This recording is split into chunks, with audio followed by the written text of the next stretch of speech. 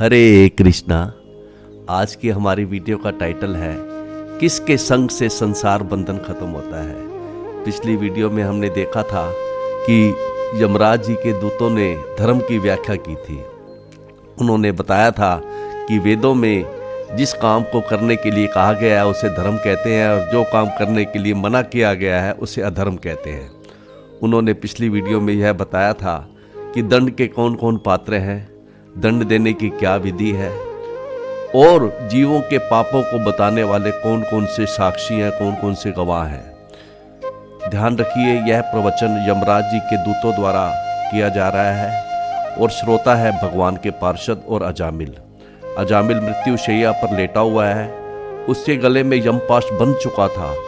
तब भगवान के पार्षदों ने अजामिल को छुड़ाया था। तब यमराज जी के दूत भगवान के दूतों के साथ बहस कर रहे हैं और अजामिल मृत्यु शैया पर लेटा हुआ वो बहस सुन रहा है। उसकी छाती धक धक कर रही है कि कौन सा दल जीतेगा, उसे नरक जाना पड़ेगा या वह छूट जाएगा। तो इस तरह से यमराज जी के दूतों का प्रवचन आगे चल रहा है। तो आज के प्रथम श्लोक में यमराज जी के दूत कहते हैं भगवान के पार्षदों से, यथा ही देव प्रवरा त्रैविध्यम उपलभ्यते। हे देवताओं में श्रेष्ठ, हे देव प्रवरा, यथा ही जैसे इस जगत में त्रैविध्यम उपलभ्यते, तीन तरह के प्राणी देखे जाते हैं। कोई सुखी है, कोई दुखी है, कोई मिश्रित है। ऐसा क्यों है? क्योंकि भूतेषु गुण वैचित्र्यात्, क्योंकि ऐसा इसलिए है कि प्रकृति के तीनों गुणों के कलमश के कारण ऐसा है कि तीन तरह के व्यक्ति, तीन तरह के प्राणी देखे जाते हैं। तो इसी तरह से कहते हैं जब इस जगत में तीन तरह के प्राणी देखे जाते हैं, उसी तरह से यह अनुमान लगाया जा सकता है तथा अन्यत्र अनुमीयते, यह अनुमान लगाया जा सकता है कि दूसरा जन्म होगा, उसमें भी कुछ लोग सुखी होंगे, कुछ दुखी होंगे और कुछ मिश्रित होंगे। इस श्लोक के सरलार्थ में गुरु महाराज जी ने लिखा है, यमराज जी के दूत कहते हैं कि हे देव श्रेष्ठों, हम विभिन्न प्रकार के तीन जीवन देखते हैं जो प्रकृति के तीन गुणों के कलमश के कारण है। इस तरह जीव की तीन स्थितियां हैं। जीव या तो शांत है या अशांत है या मूर्ख है, या सुखी है या दुखी है या इन दोनों के बीच है, अर्थात सुखी और दुखी दोनों है, मिश्रित है।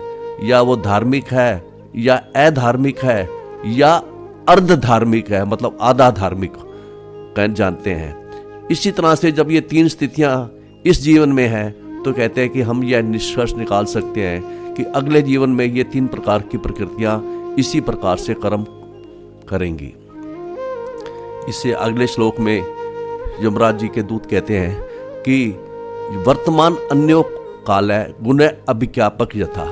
कहते हैं कि जिस तरह वर्तमान काल है, कोई वर्तमान काल, इसका उदाहरण देते हुए गुरु महाराज जी कहते हैं कि मान लो इस समय बसंत चल रहा हो, मान लो, और बसंत ऋतु में कुछ स्पेशल फल, कुछ स्पेशल फूल खिलते हैं। तो इस जो फल फूल इस बसंत में खिल रहे हैं, इससे हम सहज अनुमान लगा सकते हैं कि इससे पिछले वाले बसंतों में भी इसी तरह के फल और फूल उगे होंगे और आने वाले बसंत ऋतु में भी इसी तरह के फल और फूल खिलेंगे। कहते हैं कि जिस तरह वर्तमान काल अन्य कालों अर्थात भूतकाल और भविष्य काल, वर्तमान अन्य काल है गुण अभिज्ञापक यथा। जिस तरह वर्तमान काल अन्य कालों को अभिज्ञापित कर देता है, अन्य कालों के बारे में बता देता है। कहते हैं कि वर्तमान काल जिस तरह भविष्य काल और भूतकाल के बारे में जिस तरह बता देता है, उसी तरह से एवं जन्म, यह वाला जो जन्म है, जिस जन्म में हम रह रहे हैं, यह जन्म भी अन्यों अर्थात दूसरे जन्म, अर्थात पिछले वाले जन्म और आने वाले जन्म, भूत और भावी जीवनों के धार्मिक तथा अधार्मिक कार्यों के विषय में साक्ष्य प्रस्तुत करते हैं। तो इसके सरलार्थ में गुरु महाराज जी लिखते हैं कि जिस तरह वर्तमान बसंत काल भूत तथा भविष्य काल के बसंत कालों को सूचित करता है, उसी तरह सुख दुख या दोनों से मिश्रित यह जीवन मनुष्य के भूत तथा भावी जीवनों के धार्मिक तथा अधार्मिक कार्यों के विषय में साक्ष्य प्रस्तुत करता है। मान लो मनुष्य अभी सुखी है तो हम कह सकते हैं कि वो धार्मिक रहा होगा, दुखी है तो कह सकते हैं कि वो अधार्मिक रहा होगा। तो यमराज जी के दूत ये कह रहे हैं कि साक्षी तो है ही हैं जीव के पापों के, फिर भी अनुमान से पता चल जाएगा कि कोई पापी है या पुण्यात्मा है। जिस तरह वर्तमान काल आने वाले काल का और बीते हुए काल का सूचक होता है, उसी तरह से अनुमान से ही पता चल जाएगा कि कोई पापी है या कोई पुण्यात्मा है। अगले श्लोक में कहते हैं कि यमराज जी के दूत कहते हैं कि मनसा एव पूरे देव, कहते हैं कि हमारे जो देव हैं, हमारे जो स्वामी हैं, यमराज जी जो है हमारे स्वामी हैं, वो भगवान अजय, वो भगवान ब्रह्मा जी के समान ही सर्वशक्तिमान है। और वह हमारे स्वामी अपनी पुरी, अर्थात उनकी पुरी का नाम है स्यमनी पुरी, हमारे स्वामी यमराज जी धर्मराज जी अपनी पुरी में रहते हुए मनसा एव, मन से ही पूर्व रूपम विपश्यति, वह देख लेते हैं कि जीव ने पूर्व शरीर में कितना धर्म किया है, अर्थात कितना पुण्य किया है और कितना पाप किया है। ये मन से ही देख लेते हैं। हमारे स्वामी इतने कुशल हैं कि वो भगवान ब्रह्मा जी के समान है, और वो मन से ही देख लेते हैं कि किस व्यक्ति ने, किस जीव ने कितना धर्म किया है, पुण्य किया है, कितना पाप किया है, और उस पर अनुमीमांसते अपूर्वम, और इस तरह यह भी विचार करते हैं, यह देखने के बाद कि इसने कितना धर्म किया है, उसके बाद यह भी विचार करते हैं कि इसको आने वाला शरीर, इसे क्या दिया जाएगा, इसको भावी शरीर अपूर्वम, इसको भावी शरीर क्या दिया जाएगा। यह भी विचार करते हैं कि उसको उस शरीर में क्या भोग मिलेंगे, क्या दुख मिलेंगे, क्या उसको सुख मिलेगा, क्या दंड मिलेगा, क्या पुरस्कार मिलेगा, ये सब विचार करते हैं हमारे स्वामी यमराज जी। तो इस श्लोक के सरलार्थ में गुरु महाराज जी लिखते हैं कि सर्वशक्तिमान यमराज जी ब्रह्मा जी के ही समान है, क्योंकि जब वे अपने निजी धाम या परमात्मा की भांति हर एक के हृदय में स्थित होते हैं, तो वे मन के द्वारा जीव के विगत कार्यों अर्थात पिछले कार्यों का अवलोकन करते हैं और यह समझ जाते हैं कि जीव अगले जीवन में किस तरह कर्म करेगा। गुरु महाराज जी कहते हैं कि यमराज जी को सामान्य जीव नहीं मानना होगा, वे ब्रह्मा जी के ही समान है। उन्हें प्रत्येक हृदय में वास करने वाले परम भगवान, परम पुरुषोत्तम भगवान का सहयोग प्राप्त है। अतः वह परमात्मा की कृपा से जीव के भीतर से ही उसके भूत, वर्तमान तथा भविष्य को देख सकते हैं। जीवों के अगले विषयों, जीव को आगे क्या जीवन मिलेगा, इसके विषय में वास्तविक निर्णय तो परमात्मा द्वारा लिए जाते हैं और यमराज जी द्वारा उनको पूरा किया जाता है, एग्जीक्यूट किया जाता है। प्रत्येक दशा में मनुष्य को पूर्ण पुरुषोत्तम भगवान अर्थात परमात्मा की इच्छा के अनुसार ही निम्न या श्रेष्ठ शरीर प्राप्त होता है। गुरु महाराज जी कहते हैं, जब ईश्वर ही शरीर देते हैं तो क्यों ना हम भगवान से प्रार्थना करें, ईश्वर से प्रार्थना करें कि हे प्रभु हमें अच्छा शरीर देना, हमें भगत के घर में जन्म देना, जिससे हम आपका भजन कर सकें।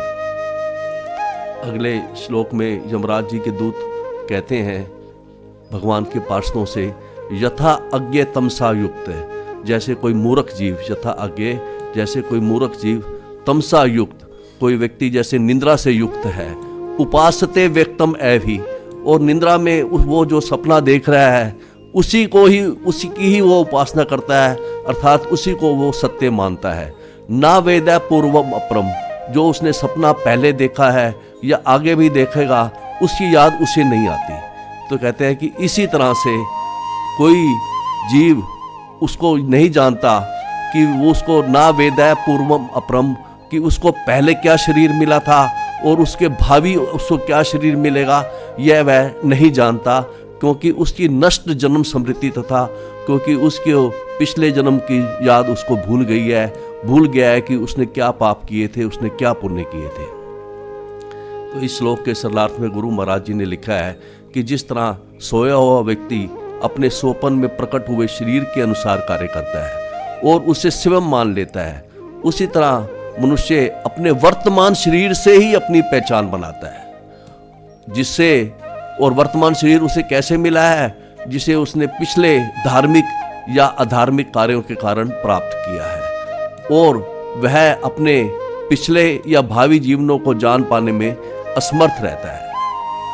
गुरु महाराज जी कहते हैं कि मनुष्य पाप कर्मों में इसीलिए लगा रहता है, वह यह नहीं जानता, क्योंकि वह यह नहीं जानता कि उसने अपने वर्तमान बद्ध शरीर को प्राप्त करने के लिए पिछले जीवन में क्या किया था, ऐसा क्या किया था उसने जो इस जीवन में उसको 3 प्रकार के कष्टों से प्रभावित होना पड़ रहा है।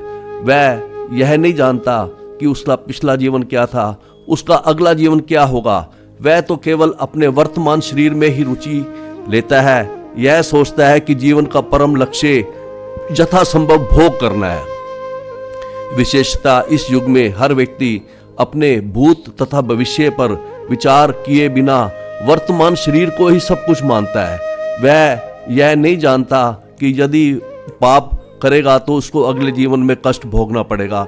वह तो इसी जीवन को ही सब कुछ मानता है और यथासंभव इंद्रिय भोग वो करता है।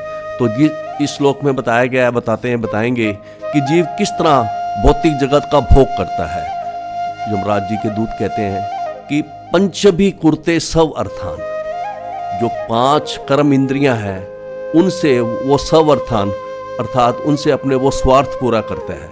5 जो इंद्रियां हैं कर्म इंद्रियां, ये हैं हाथ, पाँव, वाणी, गुदा और जन्नांग। तो इस श्लोक में प्रथम पंक्ति में बताया गया है कि पंचभी कुरते सब अर्थान, 5 कर्म इंद्रियों से अपनी इच्छाएं वो पूरी करता है, अपने इच्छित रुचियां पूरी करता है। अगली पंक्ति में बताया गया पंच वेद अथ पंचभी, कहते हैं कि जो 5 ज्ञान की इंद्रियां हैं, 5 ज्ञान की इंद्रियां से 5 इंद्रिय विषय वो जानता है।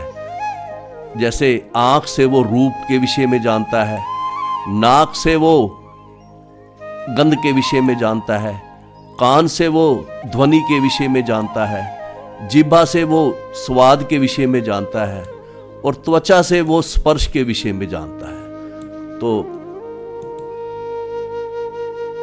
पंचभी कुरते सवर्थान, पहले 5 कर्म इंद्रियों से अपनी रुचियां पूरी करता है, 5 ज्ञान इंद्रियों से पंच वेद अथ पंचभी, 5 ज्ञान इंद्रियों से 5 इंद्रियों विषय के बारे में जानता है। एक है तू षोडशेंद्रीन, और जो इन 15 के ऊपर जो ये 16वां है षोडशेन, इसे मन कहा गया है। एक है तू षोडशेंद्रीन, इन 15 इंद्रियां और इंद्रिया विषयों के ऊपर मन होता है जो कि 16वां तत्व है। स्वयं सप्तदशे अश्नुते, और जो जीव है इसको सप्तदश कहा गया है, इसको 17वां तत्व इसको कहा गया है। स्वयं सप्तदश अश्नुते, और जीव अन्य 16 के सहयोग से 3 प्रकार की स्थितियों का भोग करता है, जैसे सुख दुख या मिश्रित सुख दुख। इस तरह की 3 स्थितियों का जीव भोग करता है इन 16 की मदद से। तो इसके सरलार्थ में गुरु महाराज जी लिखते हैं कि 5 ज्ञान इंद्रियों से, 5 कर्मेंद्रियों से तथा 5 इंद्रियों विषयों के ऊपर मन होता है जो कि 16वां तत्व है। मन के ऊपर 17वां तत्व आत्मा स्वयं जीव है, जो अन्य 16 के सहयोग से अकेले भौतिक जगत का भोग करता है। जीव 3 प्रकार की स्थितियों का भोग करता है। पहली स्थिति है सुख, दूसरी स्थिति है दुख तथा तीसरी स्थिति है मिश्रित सुख दुख। तो यही गुरु महाराज जी कह रहे हैं कि हर व्यक्ति अपने हाथों, पांवों तथा इन अन्य इंद्रियों से काम में लगा रहता है, और जिससे अपने मनोरथों के अनुसार उसे लक्ष्य प्राप्त हो सके। वह 5 इंद्रियों विषयों का आनंद तो लेना चाहता है, बिना यह जाने कि उसके जीवन का वास्तविक उद्देश्य क्या है। वास्तविक उद्देश्य हमारे जीवन का यही है कि परमेश्वर को किस प्रकार हम प्रसन्न कर सकें, लेकिन वो इसकी बजाय वो इंद्रियों भोग में ही पड़ा रहता है मनुष्य। तो अगले श्लोक में कहते हैं यमराज जी के दूत, तत् एतत् षोडश कलम। इस श्लोक में ये बताया जाएगा कि जीव किस तरह इस संसार चक्र में भटकता रहता है, और वो कहते हैं कि उसकी वजह बता रहे हैं कि कहते हैं कि लिंगम तत् एतत् षोडश कलम लिंगम, कहते हैं जी लिंगम मतलब अर्थात सूक्ष्म शरीर, या जिसे कारण शरीर भी कहा जाता है। यह जो सूक्ष्म शरीर है तत् एतत् षोडश कलम, यह 16 इसके 16 अंश हैं, ये 16 अंगों से युक्त है। तो जैसे इस स्लाइड में बताया गया है, सूक्ष्म शरीर के 16 अंग कहते हैं कि जो सूक्ष्म शरीर है 15 तो ये इंद्रियां और इंद्रिया विषय हैं और 16वां मन है। तो 16 कहते हैं कि इस श्लोक में ये बताया गया है कि ये जो सूक्ष्म शरीर है, लिंग शरीर है, तत् एतत् षोडश कलम, यह 16 अंशों से बना हुआ है। शक्ति त्रयम, 3 शक्तियों से बना हुआ है, सतोगुण, रजोगुण तथा तमोगुण। महत, और यह अनादिकाल से है।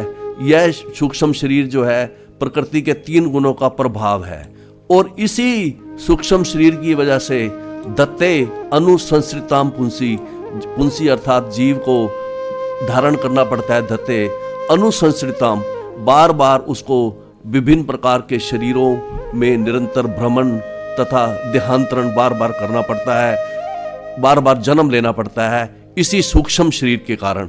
और यही सूक्ष्म शरीर जो है वो हर्ष देता है, शोक देता है, भय देता है और आरती अर्थात कष्ट देता है। तो इसके सरलार्थ में गुरु महाराज जी ने लिखा है कि सूक्ष्म शरीर 16 अंगों से समन्वित होता है।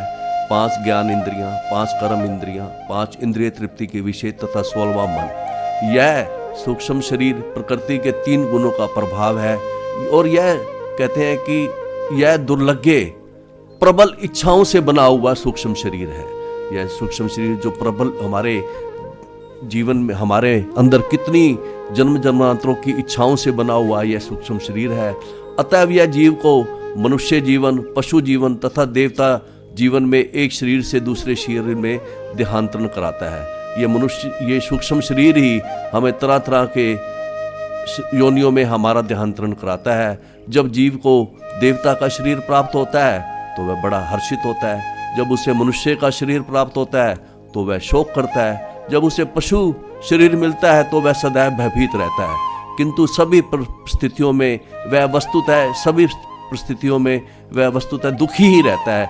उसकी यह दुखित अवस्था अर्थात संस्कृति अर्थात संसार या भौतिक जीवन में देहांतरण कहलाती है। इस श्लोक में भौतिक बद्ध जीवन के सार की व्याख्या की गई है। जीव की जो कि 7वां तत्व है, जन्म जन्मांतर अकेले ही संघर्षरत रहता है। वो जीव बारंबार जन्म लेता है, बारंबार मरता है। इसी को ही संसार बंधन या भौतिक बद्ध जीवन कहा गया है। अगले श्लोक में यमराज जी के दूत कहते हैं कि देही अज्ञ अजित षटवर्ग, कहते हैं कि जो ये देहधारी आत्मा है पूर्ण अज्ञ है, पूर्ण ज्ञान से रहित है। चाहिए तो यह था उसे कि वह 5 ज्ञान इंद्रियां, षट वर्ग अर्थात 6 5 ज्ञान इंद्रियां तथा मन को वश में करता। चाहिए तो आत्मा को यह था कि 5 इंद्रियां और मन को वश में करता, लेकिन उल्टा आत्मा इनके वश में हो जाता है, इंद्रिय और मन के वश में हो जाता है। और ना इच्छन कर्मणि कार्यते, ना चाहते हुए भी आत्मा को कर्म करना पड़ता है, ना चाहते हुए भी उसे कर्म करवाया जाता है। कहते हैं कि उसका उदाहरण दे रहे हैं, कोशकार इव आत्मा नाम कर्मणा आच्छाद मुहायती। कहते हैं कि जिस तरह रेशम का कीड़ा होता है, गुरु महाराज जी कहते हैं कि जिस तरह रेशम का कीड़ा होता है, कोशकार इव आत्मा नाम, वो अपने लिए घर बनाता है पर निकलने के लिए कोई द्वार नहीं छोड़ता, चारों ओर से बंद कर लेता है और फिर बंद कोई द्वार नहीं छोड़ता और फिर मोहग्रस्त हो जाता है। गुरु महाराज जी कहते हैं कि आजकल के मनुष्य भी रेशम के कीड़े की तरह हैं। वह घर बनाते हैं, विवाह करते हैं, बाल बच्चे पैदा करते हैं, लेकिन परिवार से निकलने का कोई रास्ता नहीं रखते और अपने आप को इस काम कर्मों से आवृत करके मोहग्रस्त हो जाते हैं। तो इसके सरलार्थ में भी गुरु महाराज जी ने लिखा है कि अपनी इंद्रियों तथा मन को वश में करने में अक्षम मूर्ख देहधारी जीव अपनी इच्छाओं के विरुद्ध प्रकृति के गुणों के प्रभाव के अनुसार कर्म करने के लिए बाध्य होता है और वह उस रेशम के कीड़े के समान है जो अपनी लार का प्रयोग बाह्य कोश बनाने में ही करता है, फिर उसी में बंध जाता है जिसमें से बाहर निकल पाने की कोई संभावना नहीं रहती। जीव अपने ही इस काम कर्मों के जाल में अपने को बंदी कर लेता है और तब अपने को ही छुड़ाने का कोई उपाय नहीं ढूंढ पाता। इसी तरह से जीव सदैव मोहग्रस्त रहता है और बारंबार मरता रहता है। तो यहाँ पे जीव को बताया गया है कि जीव भी रेशम के कीड़े के समान है, जीव बंदी रेशम के कीड़े के समान है। जब तक कि पूर्ण पुरुषोत्तम भगवान उसकी सहायता नहीं करते तब तक वह इससे मुक्त हो पाना अत्यंत कठिन होता है। भगवान की सहायता के बिना कोई भी अपने आप को मुक्त नहीं करा सकता। अगले श्लोक में यमराज जी के दूत कहते हैं, ना ही कश्चित शरणमपि, कोई भी जीव, कश्चित कोई भी जीव, शरणमपि एक शरण भी, जातु तिष्ठति अकर्म कृत, ऐसा नहीं है कोई भी एक शरण भी कोई भी जीव बिना कर्म किए रह नहीं सकता। जातु तिष्ठति अकर्म कृत, कार्यते ही अवश्य कर्म गुण है, उसको उससे काम कराया जाता है अवश्य स्वतः कर्म गुणे, प्रकृति के गुणों द्वारा, स्वाभाविक के बलात्, स्वाभाविक प्रवृत्ति उसे एक विशेष ढंग से कार्य करने के लिए बाध्य करती है। इसके सलात में गुरु महाराज जी ने लिखा है कि एक भी जीव, सिंगल जीव भी बिना कार्य किए क्षण भर भी नहीं रह सकता। उसे प्रकृति के 3 गुणों के अनुसार अपनी स्वाभाविक प्रवृत्ति द्वारा कर्म करना ही पड़ता है, क्योंकि यह स्वाभाविक प्रवृत्ति उसे एक विशेष ढंग से कार्य करने के लिए बाध्य करती है। मनुष्य की स्वाभाविक प्रवृत्ति तो सेवा करने की है, क्योंकि जीव ईश्वर का नित्य दास होता है। जीव सेवा तो करना चाहता है, लेकिन परमेश्वर के साथ अपने संबंध को भूल जाने के कारण वह भौतिक जगत की सेवा में लगा रहता है। मनुष्य को चाहिए कि भौतिक जगत की सेवा की सारी स्वाभाविक प्रवृत्तियों का परित्याग करे और भगवान की सेवा को वह स्वीकार करे। तो आगे अगले श्लोक में किस तरह से बताया कि कैसे जीव, यही बता रहे हैं यमराज जी के दूत कि कैसे जीव भटकता रहता है, तरह तरह अलग अलग शरीरों में जन्म लेता है, देहांतरण करता है। कहते हैं कि लब्धवा निमित्तम अव्यक्तम, लब्धवा निमित्तम अव्यक्तम, प्राप्त करके अदृश्य इच्छाएं। हर जीव के हृदय में जन्म जन्मांतरा से इच्छाएं भरी हुई हैं, अदृश्य इच्छाएं। तो जीव जो भी कर्म करता है, चाहे पवित्र या अपवित्र, अपनी अदृश्य इच्छाओं की पूर्ति के कारण करता है।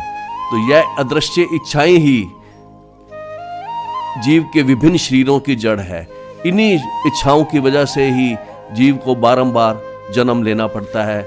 कभी वो व्यक्त होता है व्यक्तम, कभी व्यक्त होता है अर्थात वो स्थूल शरीर में रहता है, कभी अव्यक्त होता है, कभी वो सूक्ष्म शरीर में भवतीयुत रहता है। यथा योनि, कभी वो जन्म लेता है यथा योनि, अपनी माता के शरीर के अनुसार।